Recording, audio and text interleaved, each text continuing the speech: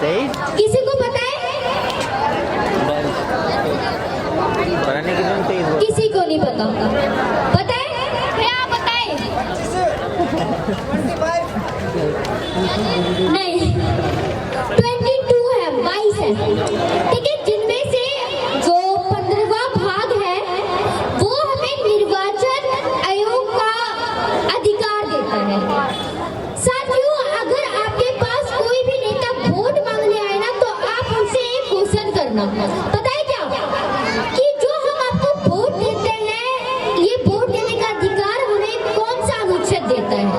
कोई नहीं, मैं बता देती हूँ ताकि आप हम नेताओं से क्वेश्चन कर सको, प्रश्न पूछ सको, ठीक है। अनुच्छेद जो 326 है वो हमें अधिकार देता है नेताओं को वोट देने का। और पता है ये बाबा साहब ने अधिकार हमें क्यों दिलवाया था? किसी को पता है? यहाँ पर किसी को पता है कि बाबा साहब जी ने हमें वोट डालने का अधिकार क्यों दिलवाया? मतलब कि अब तक मैंने जो भी क्वेश्चन किए हैं किसी को उनका आंसर ही नहीं बताओ, मतलब क्या? चलिए कोई दिक्कत नहीं है, लेकिन आप इन सब का ज्ञान लेके रखें। साथियों, पता है आप सभी को कि बाबा साहब जी ने जब हमको वोट डालने का अधिकार दिलवाया था ना, तो बाबा साहब जी जब वहां से जा रहे थे तो किसी व्यक्ति ने उनसे पूछा कि आप इतने खुश क्यों हैं? तो बाबा साहब जी ने पता है क्या आंसर दिया था, क्या उत्तर दिया था? बाबा साहब जी ने कहा था, मैं इतना खुश इसलिए हूँ क्योंकि कोई राजा रानी के पेट से पैदा नहीं होगा, जो राजा पैदा होगा वो मतदान की पेटी से पैदा होगा। मतलब कि हम लोग जिन नेता को पसंद करते हैं हम अब उनको वोट दे सकेंगे ताकि हम अपना एक राजा चुन सकें, ठीक है ना? इसलिए आप अपने वोट का सही प्रयोग कीजिए, क्योंकि आप एक वोट से अपना राजा चुन सकते हैं।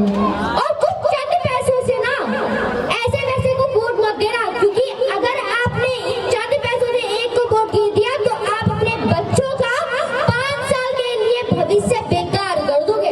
अगर आप अपने बच्चों का भविष्य अच्छा करना चाहते हो, देखना चाहते हो, तो आप अपना वोट ऐसे व्यक्ति को देना जो आपकी सुने और आपके साथ साथ हर उस व्यक्ति की बात सुने जिसके साथ अन्याय हो रहा हो, ठीक है ना? इस चीज का पूरा ध्यान रखिएगा। और एक बात और कहना चाहूंगी मैं कि यहाँ पर किसी को पता है कि शिक्षा की देवी कौन है? पता है किसी को शिक्षा की देवी कौन है? जिसको पता हो प्लीज हैंड अप कर ले। कौन है? बताए? बिल्कुल, बहुत खुशी हुई कि आपने एक क्वेश्चन का आंसर दिया। रियली दिल से थैंक यू सो मच। बिल्कुल, आप सभी ने बिल्कुल सही कहा। सावित्री बाई फुले जी ने ही हम महिलाओं को पढ़ने का अधिकार दिया। पता है कैसे? जैसे कि मैंने उनके कुछ संघर्ष बताना चाहूंगी कि जो ज्योतिबा फुले जी है ना, वो चाहते थे कि वो महिलाओं को ना पढ़ा सके।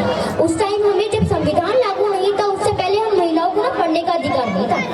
हम महिलाओं का बस एक ही काम था, घर में चूल्हा करना और बच्चों को वगैरह संभालना, ठीक है ना? और कुछ काम नहीं था। लेकिन महात्मा फुले जी जो चाहते थे कि महिलाओं को पढ़ा सके, इसलिए उन्होंने सबसे पहले अपनी पत्नी को पढ़ाया, फिर अपनी पत्नी के साथ मिलकर और फातिमा शेख के साथ मिलकर एक स्कूल शुरू किया जिसमें महिलाओं को पढ़ाना शुरू किया, ताकि महिलाएं भी पुरुष के समान आ सके, हर किसी के बराबर आ सके। साथियों, इसलिए हम अगर किसी को दिल से शिक्षा की देवी कहें तो वो माता सावित्री बाई होंगी। इसलिए साथियों, इस चीज का ध्यान रखिएगा। हमारी कोई शिक्षा की देवी सरस्वती नहीं है जी, नहीं, बिल्कुल नहीं है सरस्वती। जो है हमारी शिक्षा की देवी वो है सावित्री बाई जी। बस मैं इतना ही कहना चाहती हूँ और बहुत बहुत धन्यवाद।